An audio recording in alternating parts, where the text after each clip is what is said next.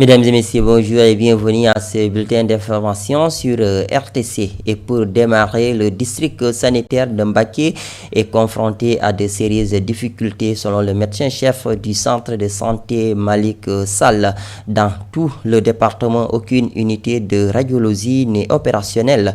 À cela s'ajoute un déficit de spécialistes, notamment en gynécologie et en pédiatrie, obligeant de nombreux patients à recourir aux évacuations sanitaires, une situation qui souligne l'urgence des besoins sanitaires des populations de Mbacké. Des propos recueillis par Fallou Ndong.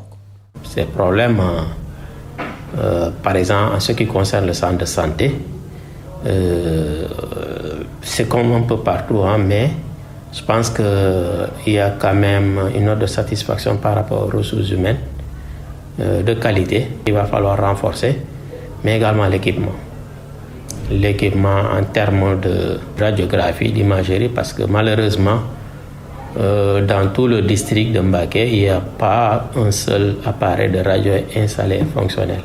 Et ça, je pense que c'est un manquement notoire qu'il va falloir corriger dans les plus brefs délais. Et je pense que les autorités ont déjà l'information, mais également il y a d'autres défis, notamment dans le cadre de la santé de la mère et de l'enfant, où vraiment nous sommes attendus aux résultats. Et là, je pense qu'en tant que district départemental, mais également le plus grand département en termes de population du Sénégal, mériterait d'avoir ne serait-ce un gynécologue et un pédiatre. On lance un appel pour plus d'accompagnement. On en a toujours besoin, notamment pour les fonds de dotation, les équipements, entre autres. Direction Saint-Louis, les conducteurs de moto Jakarta sont confrontés à de nombreuses difficultés dans des contrôles fréquents, des amendes jugées élevées et des lenteurs dans la délivrance des cartes grises. Ces contraintes compliquent leur travail quotidien et fragilisent leurs revenus, les amenant à réclamer une régularisation afin d'exercer leur activité en toute tranquillité. Reportage Sophie Dramé. Depuis quelques jours, les relations entre les conducteurs de moto Jakarta et les forces de l'ordre sont tendues. Les Jakartamans dénoncent des opérations de contrôle qu'ils jugent excessives. Les policiers nous ramassent sur la route, ce qui affecte notre travail. Ils nous demandent ensuite de payer 3 000 à 4 000 francs. Et c'est ce que nous dénonçons. Face à cette situation, les conducteurs de moto Jakarta réclament une reconnaissance officielle de leur activité. Donc, le premier, nous voulons être régularisés comme les autres, afin de pouvoir exercer pleinement notre travail. C'est notre principal souci. Ces conducteurs affirment avoir déposé leur dossier pour obtenir leur carte grise, mais celle-ci tarde à être délivrée. Beaucoup ont fait le dépôt pour obtenir la carte grise. On nous avait donné un délai de 10 mois, mais jusqu'à présent, rien n'a encore été fait. Plusieurs associations de conducteurs de moto Jakarta tentent de promouvoir des comportements responsables en organisant des séances de sensibilisation sur la sécurité routière et l'importance du port du casque. Elles plaident également pour une formation professionnelle adaptée au métier.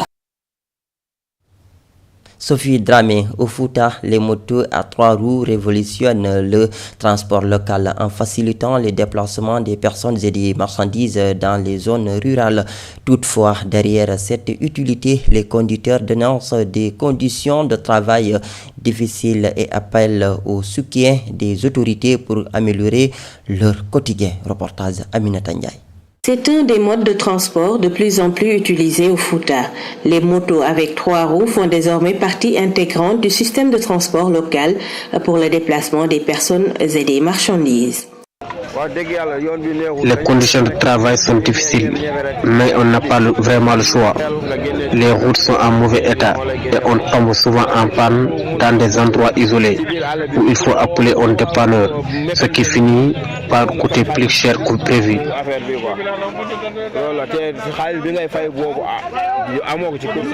Pour autant, selon les conducteurs de ces motos, les conditions de travail sont très difficiles. On demande à la municipalité de nous trouver un endroit fixe pour nous installer, car pour l'instant, on n'a pas de garage. Quand on est sur la route nationale, les gendarmes nous arrêtent et nous demandent de payer une amende de 6 000 ou 12 000 francs CFA, alors qu'on n'a pas pu gagner cette somme de toute la journée. Du coup, on rentre souvent bredouille à la maison. La concurrence des véhicules de transport ne leur facilite pas la tâche.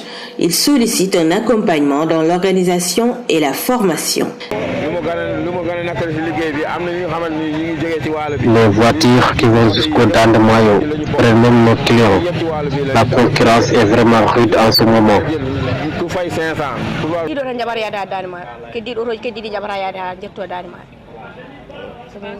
C'est le seul moyen de transport qui va jusqu'au fond du Dande Mayo. On paie 1000 francs et ils nous déposent directement chez nous. Contrairement aux autres qui nous demandent de payer 500 francs et nous laissent au bord de la route.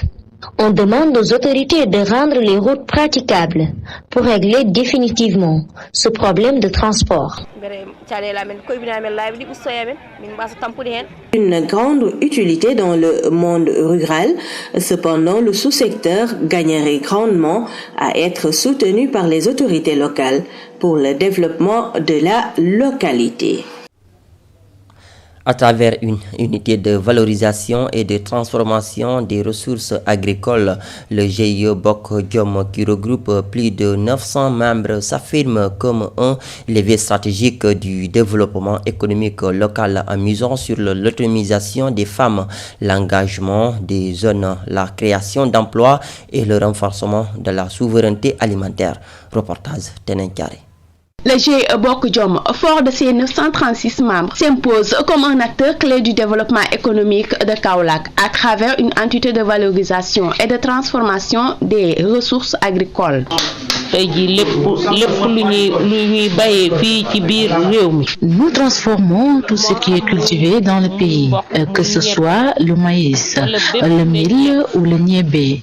Nous y faisons des céréales, couscous entre autres, de même que les fruits comme la mangue, le Deuterium sénégalensis et même le dattier du désert. On le transforme en jus. Selon le président du cadre régional de concertation des producteurs, le soutien à de tels projets renforce le monde rural et consolide le rôle économique et social des femmes. Nous devons nous inscrire dans la dynamique de produire ce que nous consommons et consommons ce que nous produisons.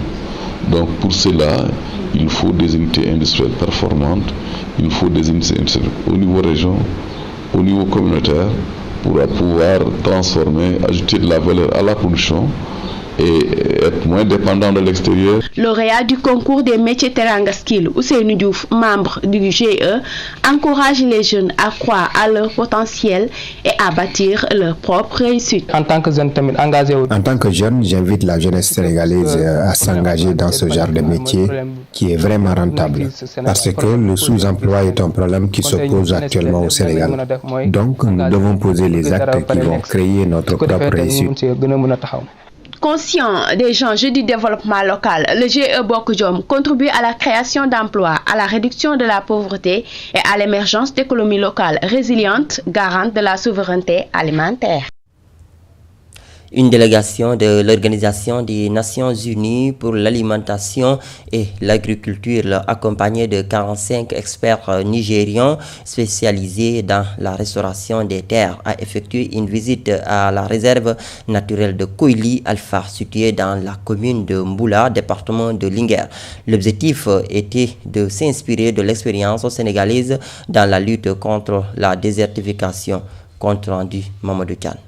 45 experts venus du Nigeria ont visité la réserve naturelle communautaire de Koili Alpha afin de s'inspirer de l'expérience sénégalaise en matière de restauration des terres dégradées et de lutte contre la désertification.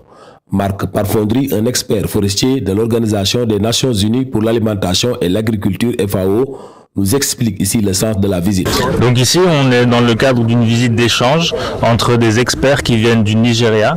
On a 45 personnes du Nigeria qui travaillent sur la restauration des terres et sur la Grande Muraille Verte. Et ils sont venus ici pour observer les résultats, les réalisations, les succès de la mise en œuvre de la Grande Muraille Verte. Ce projet concerne 19 États du Nord du Nigeria qui sont confrontés à une dégradation de leurs terres, à la sécheresse et à d'autres défis environnementaux, selon M. Parfondry. C'est un projet qui concerne 19 États du nord du Nigeria. Ce sont des États qui sont soumis à la dégradation des terres et la sécheresse et qui font face à des problématiques qui sont similaires à celles qu'on peut observer ici. L'expert forestier de la FAO a affirmé que la visite a permis aux experts nigérians de s'imprégner des atouts économiques et environnementaux de la réserve. Visite très très enrichissante pour eux. Ils ont pu observer ici la réserve naturelle communautaire de Koili Alpha. Ils ont pu observer comment les communautés ont été impliquées dans la mise en place de la réserve, comment la faune sauvage a été réintroduite. Les échanges des experts nigérians avec leurs confrères sénégalais porté aussi sur l'implication des communautés locales dans la gestion de la réserve de Koili Alpha, située dans la commune de Mboula, dans le département de Linguère, et qui s'étend sur une superficie de 1000 hectares. Mamadou Kane, mesdames et messieurs, c'est la fin de ce bulletin d'information. Merci à vous de l'avoir suivi. Merci et au revoir.